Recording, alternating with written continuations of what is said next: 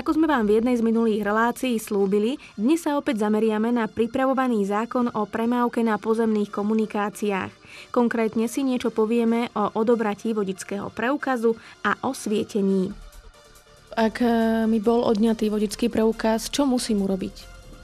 Tak tie veci, ktoré sme spomínali, keď bol za alkohol, za výrazné ohrozenie, bezpečnosť a prekročenie rýchlosti na stanovenú hranicu, len vydržať dobu, na ktorú bol zadržaný a potom ho dostanem späť. Ak hovoríme o tom, že som nemal na zaplatenie pokuty, tak príslušník dopravnej polície dá vodičovi povolenie k jazde. To je štandardné tlačo, aj teraz sa používa, ktoré treba splatiť 15 dní a do tejto doby vodič pokutu uhradí, pričom si na dopravný inšpektorát príde pre vodičský preukaz. Veľkou témou je aj svietenie. Toto zákon upravuje ako? No dnes vieme, že sa svieti podľa zákona 315 v zimnom období.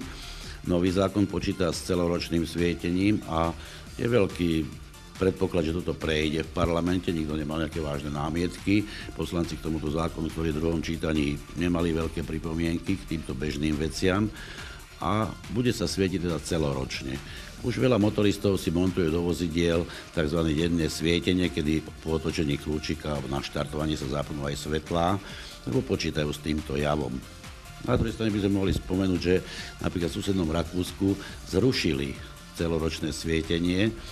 Odôvodňovali to tým, že vozidlá vyprodukujú veľký počet plynov, čiže keď je zaťažený alternátor, motor musí vydať viac energie a tak ďalej. Proste zrušili a naši experti sa naopak priklonili k tomu, že to je v rámci bezpečnosti vhodné svietiť celý rok. Aký je váš konkrétny názor na svietenie celoročné? Nakoľko ste teda učiteľom v autoškole? Myslím si, že hlavne počas zníženia viditeľnosti nie je úplnej, ale že to vozidlo lepšie vidieť a môj názor je, že by to svietenie prešlo a malo by byť celoročné.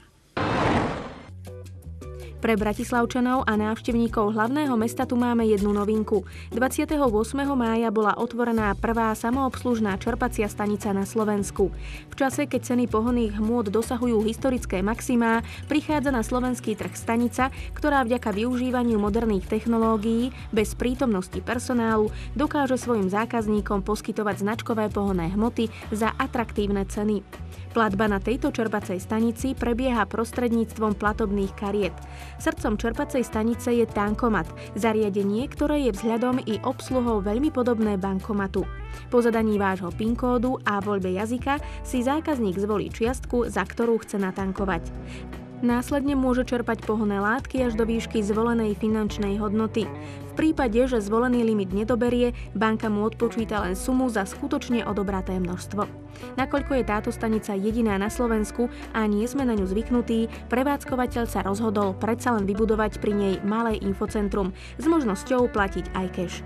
Takže ak by ste mali obavy, či sa budete vedieť obslúžiť, nebojte sa, poradia vám na mieste.